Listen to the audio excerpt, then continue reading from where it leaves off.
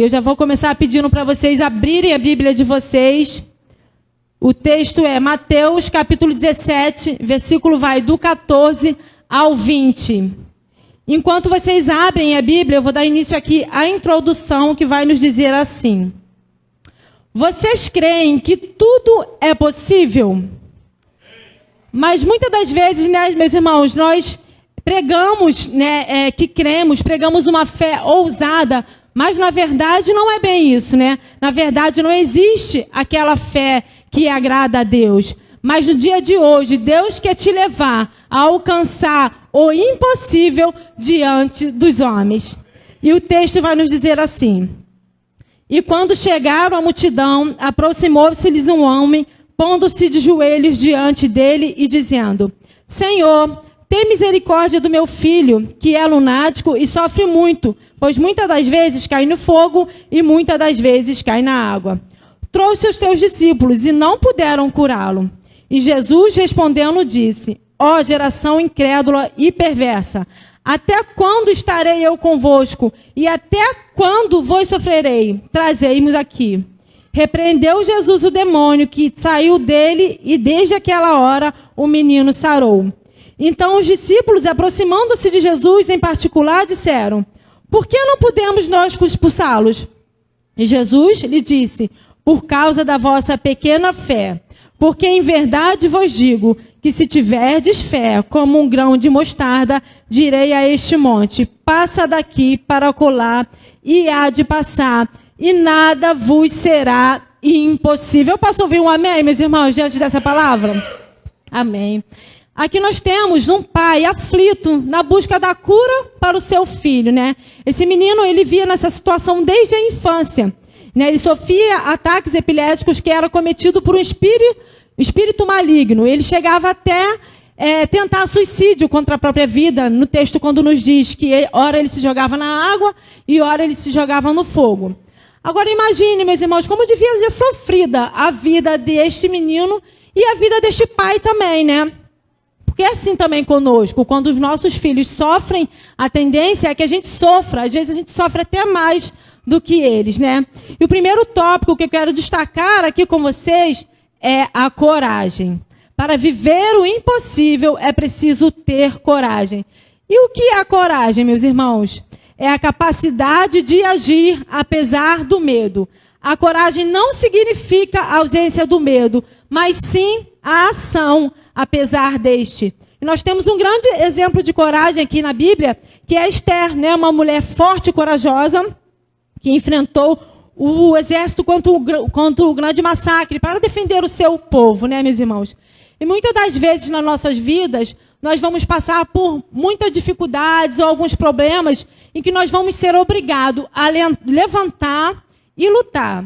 Mas às vezes, antes da gente começar a lutar, a gente já desiste, né? Ou a gente vai lá com toda aquela empolgação, mas quando a gente se depara com o primeiro obstáculo, a gente já começa a declarar: eu não vou ser capaz, não vai ser possível, eu vou desistir. E fazendo isso, a gente acaba limitando o poder de Deus em nossa vida. A gente acaba limitando quem de fato Ele é. Porque ninguém vence nenhum tipo de problema sentado em casa, prostrado. Mas o primeiro ato de coragem precisa ser lutar. A pastora, quando ela me fez esse convite para eu estar aqui no dia de hoje, né, quando ela oficializou, eu não vou mentir, eu senti medo sim, porque é uma responsabilidade estar aqui falando de Deus para vocês, né?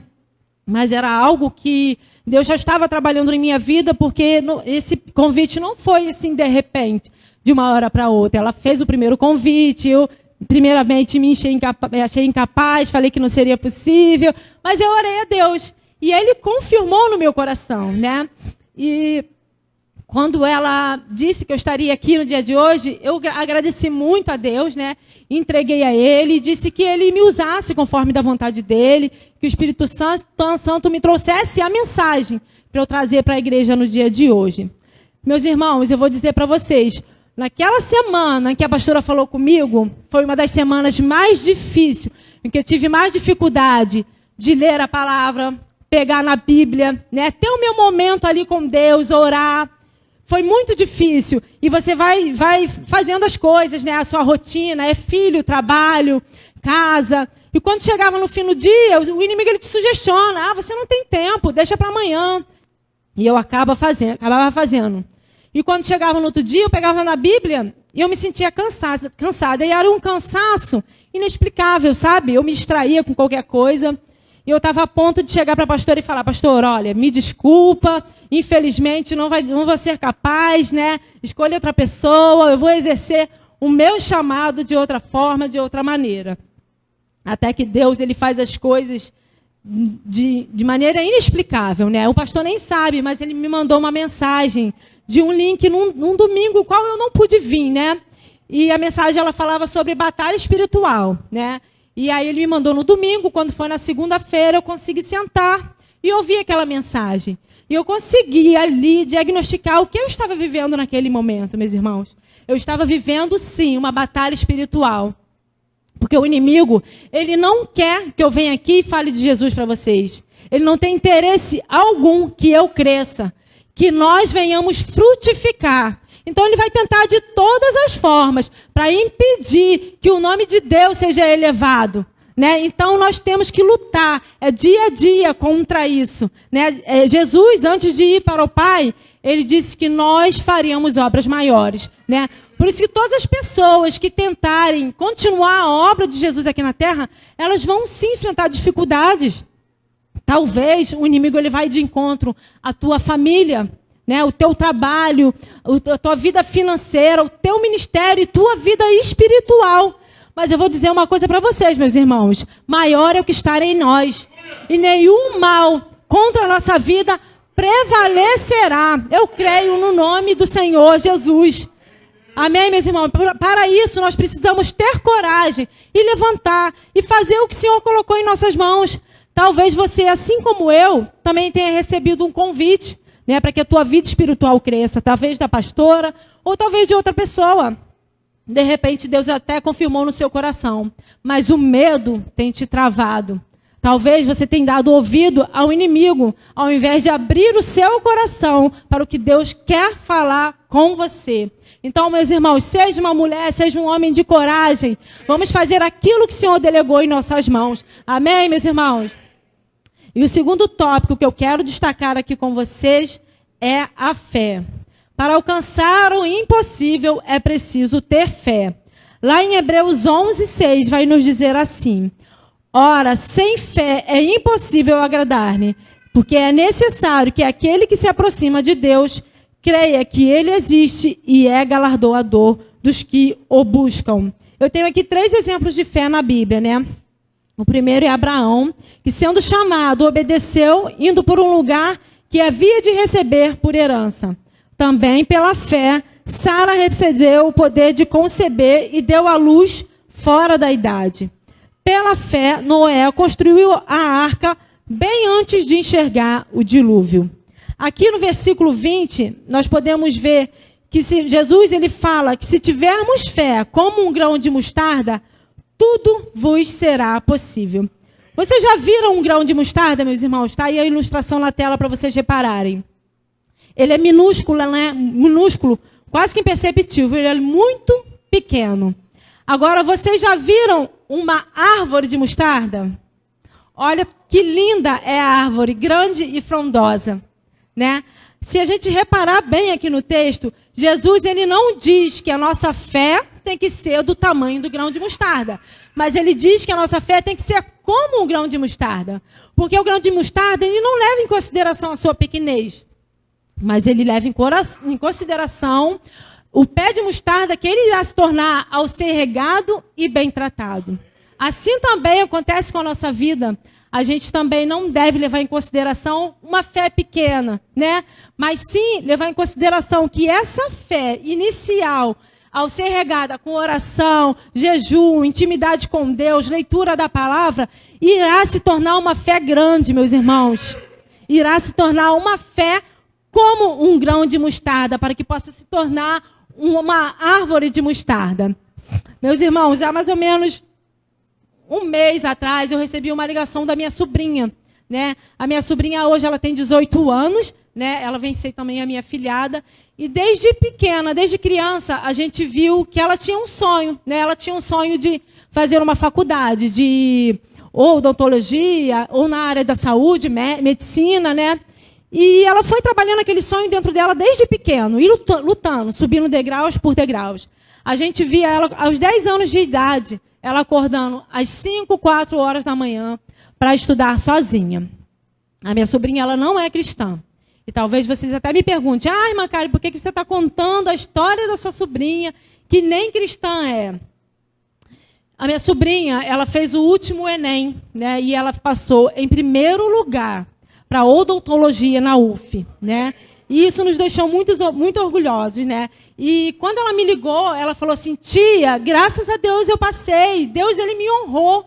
Eu fiquei muito feliz com aquilo e eu fiquei pensando, eu vejo tantos atributos que eu não vejo na vida de um cristão, na vida dela. Ela teve força, ela teve foco, né?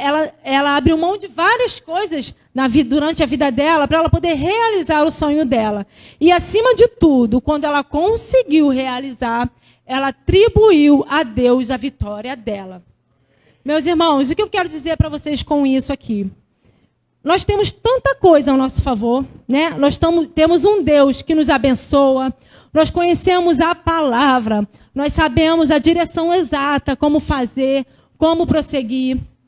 Mas muitas das vezes as pessoas que estão lá fora, elas conquistam mais coisas do que nós, né? E por mérito deles, é claro, porque nós aprendemos aqui com o pastor que a colheita é para quem planta, independente se é cristão ou não. Ela está colhendo frutos do que ela plantou.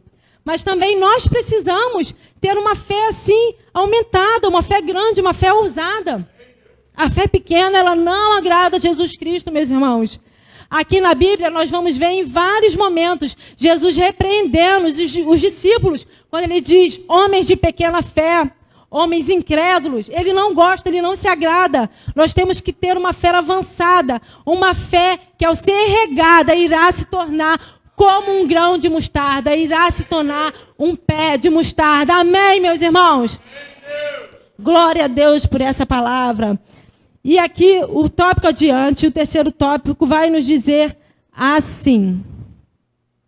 Faça o possível e deixa o impossível para Deus. A gente também cansa, né, meus irmãos? Às vezes a gente luta, né? Às vezes a gente vê as pessoas recebendo as bênçãos na nossa frente, né? E a gente vai ficando para trás e a hora da promessa não chega. Mas é necessário que nós venhamos tirar os olhos das circunstâncias que estão ao nosso redor e fixar os nossos olhos em Deus. Paulo, ele diz que Deus trata as coisas que não são como se já fossem. Então, se você está achando que a sua promessa está demorando, para Deus ela já aconteceu. Para Deus a sua história já foi escrita lá na frente. E você está achando aqui que Deus não vai fazer, você está resmungando, você está reclamando. Deus vai fazer sim, meus irmãos. Aliás, Deus já fez. Ele já escreveu a sua história lá na frente. Amém, meus irmãos? Então, descanse no Senhor. Né? Lá em Romanos 5, vai nos dizer que a tribulação, ela gera em nós uma esperança. A esperança, ela gera em nós... Desculpa, meus irmãos, calma aí. Deixa eu ir novamente aqui. Ela vai nos dizer que a tribulação gera em nós paciência. A paciência gera em nós experiência. A experiência gera em nós esperança. Então, se você já fez tudo que era possível ao seu alcance, entregue para Deus e deixe que Ele faça a parte que lhe cabe a Ele, que é o impossível. E descanse no Senhor. Amém, meus irmãos? O quarto tópico que eu quero destacar aqui com vocês é a intimidade com Deus. Para viver o impossível, é preciso ter intimidade com o Pai. Lá em Mateus 6,6 vai nos dizer assim: mas tu, quando orares, entra no teu quarto e fechando a porta, ora ao teu Pai que está em secreto, e teu Pai que vê em secreto te recompensará publicamente. Esse pai, ele levou o filho dele até os discípulos, porque ele creu que os discípulos podiam curar aquele menino, né? E, de fato, os discípulos, eles podiam, sim, curar aquele menino em nome de Jesus, porque eles eram homens levantados por Deus, né? Mas não foi o que aconteceu. Às vezes, meus irmãos, Deus quer tratar algo diretamente com a gente. Tem coisas que é você e Deus. é muito importante a gente pedir oração, pedir para que as pessoas intercedam por nossa vida, né? Aqui, né, irmã Lisa, a gente intercede mesmo, né? Às vezes é meia-noite, a gente está lá em casa, o WhatsApp toca, é a irmã pedindo oração. E a gente intercede, sim, né? Intercede com bastante força, com bastante fé. Mas às vezes Deus ele quer falar diretamente com você algo, porque nada e nem ninguém melhor do que nós sabemos onde doem as nossas feridas. Ninguém melhor do que nós sabe apresentar os nossos problemas a Deus, né, e pedir a Ele com tanto clamor do que a gente sabe, né? Eu vou contar aqui para vocês um pouquinho do meu testemunho de intimidade com Deus bem antes de eu ser cristã, né? Quando a Camille ela tinha 2 anos, né, isso há mais ou menos 12 anos atrás, eu e Jefferson, nós fomos acordados por ela chorando aos prantos, né?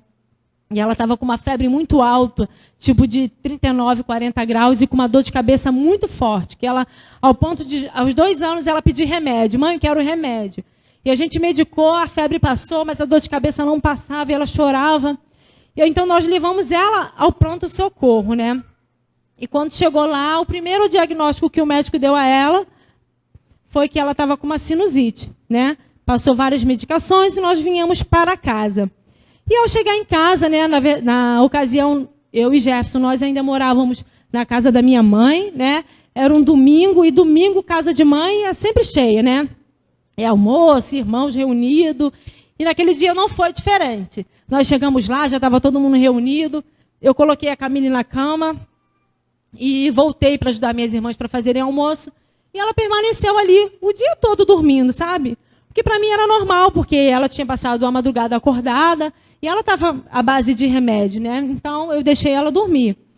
Só que Deus, ele usa as pessoas da maneira certa, no momento certo, né? A minha irmã, que na época ela ainda não era enfermeira, mas estava iniciando, né, a faculdade, ela não achou aquele fato normal. E ela falou: Karine, a Camille está dormindo muito. Eu falei assim: não, ela está normal, porque ela ficou de madrugada acordada. Aí ela falou assim: não está normal. E ela insistiu e foi até o quarto e fez um teste físico que se diagnostica meningite, né? E ela achou que a Camille pudesse estar com meningite. Só que ela não me falou nada. Ela só falou: Karine, corre com a Camille para o hospital. Eu relutei, falei assim: não, ela está bem, ela já foi medicada. Ela falou: corre com a Camille para o hospital. Né? E naquele momento, eu e o Jefferson pegamos ela e fomos direto para o Rocha Faria. Né? Ela conhecia algumas pessoas lá no Rocha Faria, era até a irmã Débora também, que agora congrega conosco, hoje ela não está aqui. Também nos ajudou muito para que a Camille já entrasse lá, fazendo a medicação da meningite, porque foi o que salvou a vida dela também, né? E lá ela permaneceu por 3 dias, fazendo todos os testes, né? Tudo que era possível fazer ali, até que o médico constatou que realmente ela estava com meningite, né? E ele veio para nos dar essa notícia. E aqui eu quero abrir um parêntese, meus irmãos, e destacar a importância de como é você ter Deus em tua vida, como você passa por certas situações, né? Naquela ocasião, eu não tinha nenhuma intimidade com Deus. Eu não era cristã. A minha intimidade com Deus era 0. Então, ali, diante daquela notícia, o meu chão, ele abriu, desabou. Eu não sabia o que fazer. Quando você tem Deus, não que você não vai sofrer, mas você sabe a quem entregar e a quem confiar e esperar, né? E ali nós ficamos muito tristes, muito abatidos, né? E ela permaneceu ali no Rocha Faria por 3 dias.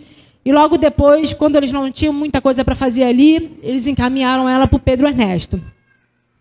E logo assim, depois de uns 2 dias no Pedro Ernesto, eles já tiraram toda a medicação, todo o soro, né? Continuaram na medicação venosa, para que ela pudesse se alimentar. E aí, meus irmãos, que surgiu o nosso desespero. Porque a Camille não queria comer nada. Ela não queria nada, não aceitava. Na ocasião, eu ainda a amamentava. Né? Então, ela só queria o mamar, ela só queria o peito. E a gente tinha tentado de todas as formas, e ela não queria. Eu já tinha saído da sala, a médica já tinha até autorizado que eu trouxesse coisas de casa, né, que ela gostasse para poder comer, e nada feito. Até que a médica me chamou e ela falou: mãezinha, olha, a Camille, ela está bem, ela está evoluindo bem. Porém, se ela não se alimentar, ela vai regredir. E ela pode ficar até com sequelas, né? Para quem não sabe, a meningite é uma doença muito séria, né? E muitas das vezes, às vezes ela deixa sequela, às vezes ela até mata, né?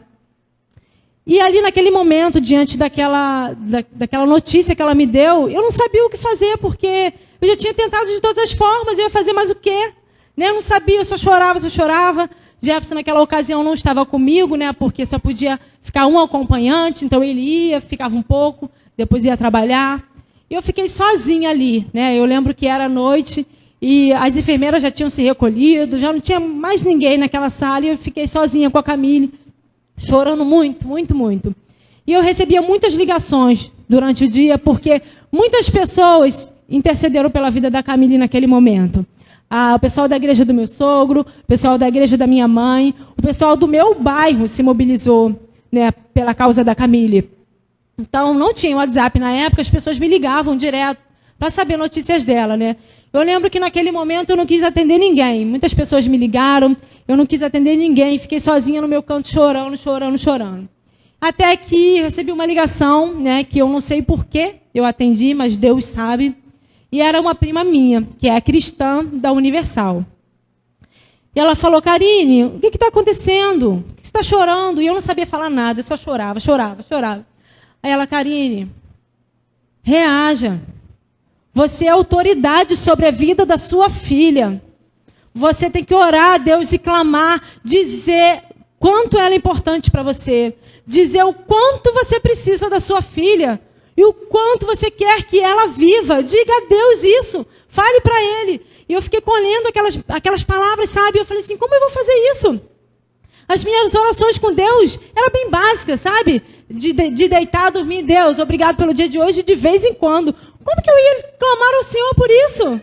Sabe? Eu não entendi, mas ela me incentivou a fazer um ato em que eu vi meu pai fazendo quando eu era pequena.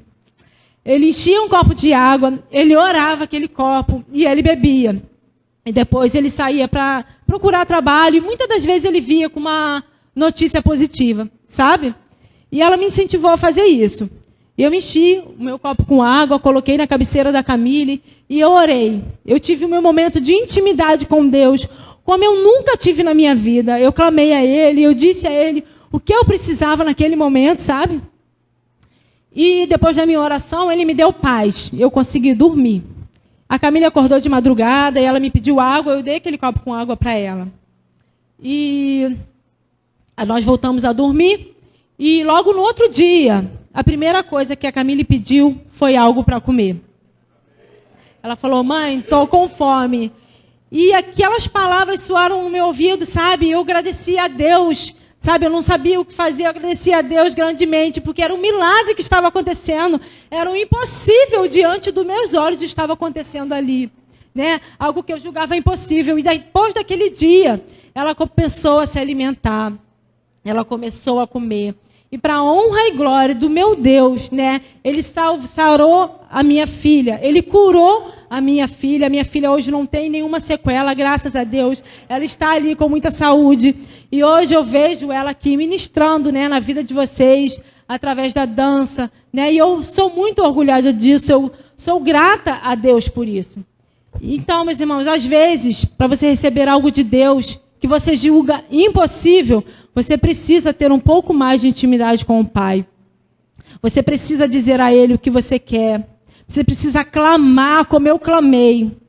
Toda essa situação que eu narrei aqui para vocês não serviu para eu me tornar cristã naquele momento. Porque eu creio que Deus ele tinha que me aperfeiçoar, sabe? Me moldar. Eu passei por várias outras situações em que eu pude ir para Ele inteiramente, né? Sem precisar sair. Mas isso serviu muito para que eu chegasse onde estou hoje. Isso serviu muito para que eu acreditasse no Deus que eu conheço hoje.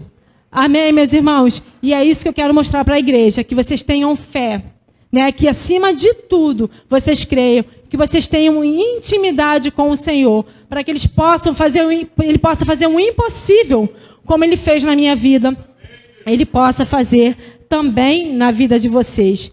Tem coisas que a gente ainda não viveu, porque a gente está esperando que Jesus faça algo por você.